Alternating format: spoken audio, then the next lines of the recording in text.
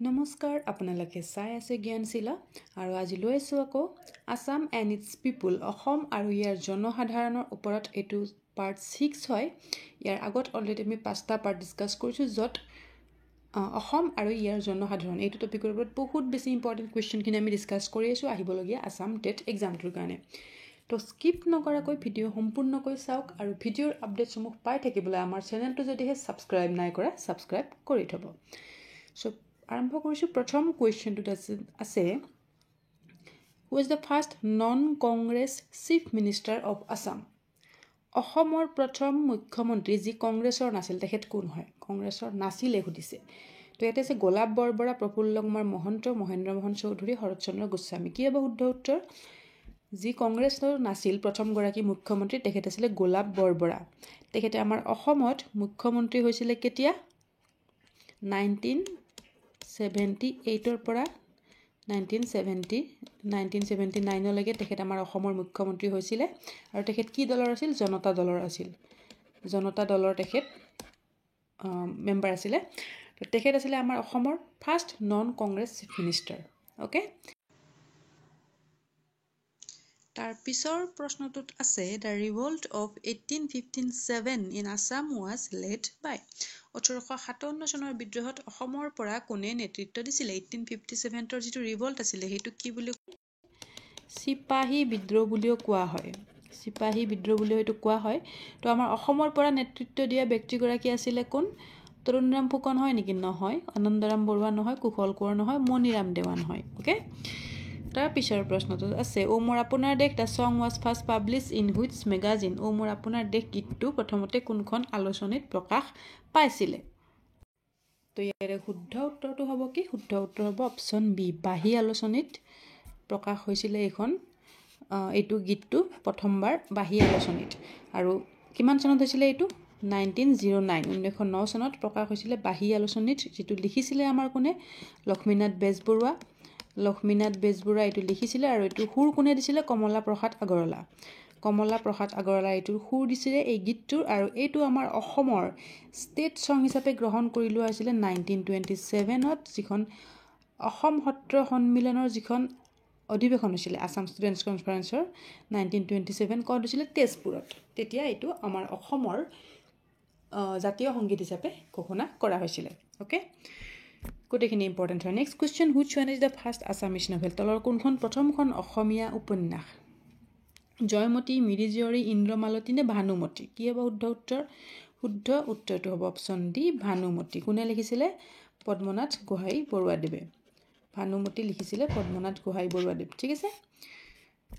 তাৰ পিছৰ প্ৰশ্নটোত আছে which tribe introduce sericulture in Assam অসমত ৰেশম উৎপাদনৰ আৰম্ভণি কোনে কৰিছিলে ভেৰি ইম্পৰ্টেণ্ট এটা আছে বড়ো কাৰ্বি ডিমাছা নে দেউৰী তো অসমত সেৰিকালচাৰ ইন্ট্ৰডিউচ কৰা যিটো ট্ৰাইব আছিলে সেইটো আছিলে বড়োসকল অপশ্যন এ হ'ব শুদ্ধ উত্তৰ নেক্সট কুৱেশ্যনৰ যোৱাৰ আগত আমাৰ ই বুক দুটা আসাম টেটৰ কাৰণে স্পেচিয়েলি বনোৱা আছে এইটো আছে 200 MCQ on Assam and its people যিটোৰ মূল্য হৈছে ₹52 অনলি এইটো ইংলিছ মিডিয়ামত হয় আৰু যদি আসামিজ মিডিয়ামত লাগে তেতিয়াহ'লে এইটো আছে 550 কুৱেশ্যন থাকিব সম্পূৰ্ণ অসমীয়া মাধ্যমত এইটো ওৱান লাইনাৰ জিকে হয়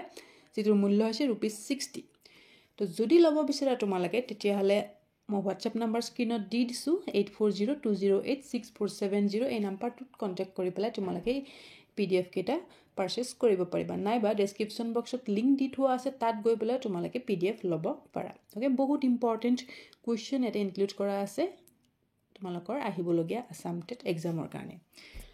next question in which year Bhupen Hazarika became the president of Assam সাহিত্য সভা কিমান চনত ভূপেন হাজৰিকাই অসম সাহিত্য সভাৰ অধিৱেশনত সভাপতিত্ব কৰিছিলে 1993 94 95 নে 96 তো ভূপেন হাজৰিকাই আমাৰ অসম সাহিত্য সভাৰ অধিৱেশনত সভাপতিত্ব কৰিছিলে 1993 সেইখন হৈছিলে ক'ত শিৱসাগৰত হৈছিলে okay next question which river flows through Nameri national park Nameri ৰাষ্ট্ৰীয় উদ্যানৰ মাজেৰে কোনখন নদী পাৰ হৈ গৈছে এটা আছে জিয়া বৰলী ব্ৰহ্মপুত্ৰ বৰনদী নে সোৱণশিৰি কি হ'ব শুদ্ধ উত্তৰ নামেৰি ৰাষ্ট্ৰীয় উদ্যানে মাজেৰে পাৰ হৈ যোৱা নদীটো হৈছে জীয়া ভৰালী আৰু এইখন আছে ক'ত নামেৰি ৰাষ্ট্ৰীয় উদ্যান কোনখন ডিষ্ট্ৰিক্টত আছে সুধিলে কি হ'ব শোণিতপুৰ ডিষ্ট্ৰিক্টত আছে okay next question Manas river joins the Brahmaputra river at which place Manas নদীয়ে ব্ৰহ্মপুত্ৰ নদীৰ সৈতে কোনটো ঠাইত মিলিত হৈছে মানস আৰু ব্ৰহ্মপুত্ৰ কোন ঠাইত লগ হয় জাগিৰোড যোগীঘোপা ৰঙিয়া নে সৰুপেটা কি হ'ব কাৰেক্ট এনসাৰ হ'ব অপচন বি যোগীঘোপা এই ঠাইটোতে মানস নদীটো আহি পেলাই ব্ৰহ্মপুত্ৰ নদীৰ লগত লগ হয় ওকে নেক্সট কুৱেশ্যন আধা লেখা দস্তাবেজ ইজ দ্য অটোবায়োগ্ৰাফি অফ আধা লেখা দস্তাবেজ কাৰ আত্মজীৱনী হয় কোন গৰাকী ব্যক্তিৰ হয় লক্ষ্মীনাথ বেজবৰুৱা হয় দীপালী বৰঠাকুৰ হয় অনুৰাধা শৰ্মা পূজাৰী হয় নে মামণি ৰয়ছম গোস্বামী হয় কি হ'ব কাৰেক্ট এনসাৰ হ'ব অপচন ডি মামণি ৰয়ছম গোস্বামী তেখেতৰ এইখন হয় যিখনক তেখেতৰ আত্মজীৱনী বুলি কোৱা হয় আধা লেখা দস্তাবেজ ওকে আৰু তেখেত কোন হয় এটা ইম্পৰ্টেণ্ট কুৱেশ্যন ইয়াতে সুধিব পাৰে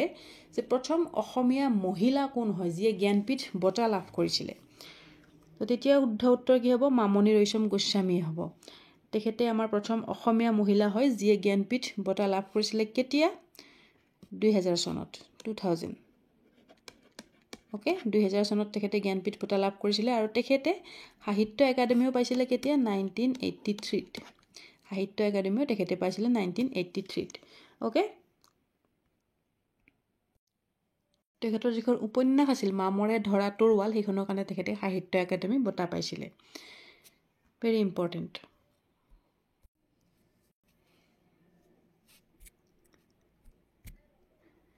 সো এইখিনি হয় আজিৰ ভিডিঅ'টোৰ কাৰণে প্ৰশ্ন উত্তৰ তোমালোকক কিমানটা শুদ্ধ কৰিব পাৰিলা কমেণ্ট ছেকশ্যনত কমেণ্ট কৰিবলৈ নাপাহৰিবা আৰু যিয়ে আজি প্ৰথম আমাৰ ভিডিঅ' চাইছা যদিহে চেনেলটো ছাবস্ক্ৰাইব নাই কৰা তেতিয়াহ'লে ছাবস্ক্ৰাইব কৰি থবা যাতে নেক্সট ভিডিঅ'ৰ আপডেটসমূহ তোমালোকে সময়মতে পাই থাকা okay so thank you so much till then keep learning keep sharing see you soon